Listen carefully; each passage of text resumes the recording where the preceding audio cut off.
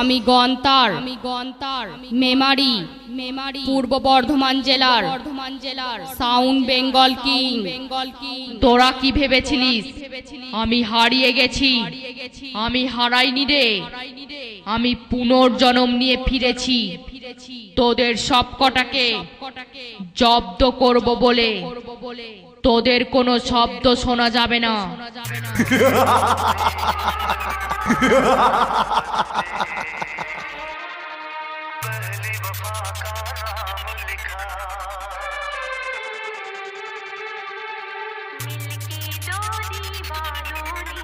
sound Bengal king presence गंतार memory से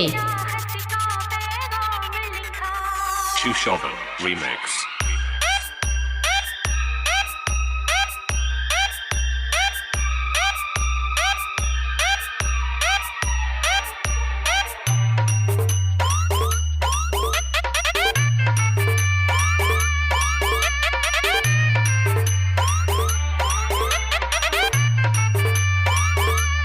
sound Bengal king गंतार मेमारी पूर्व बर्धमान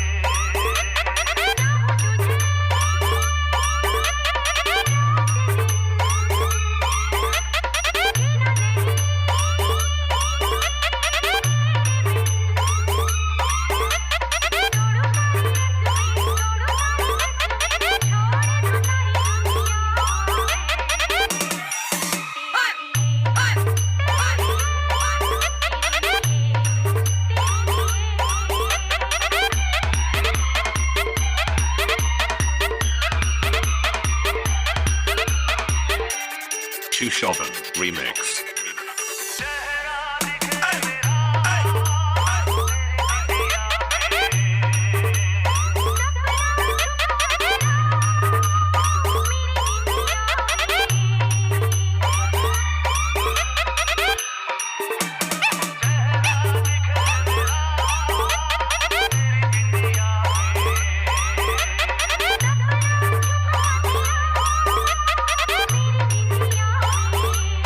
साउंड बेंगल किंग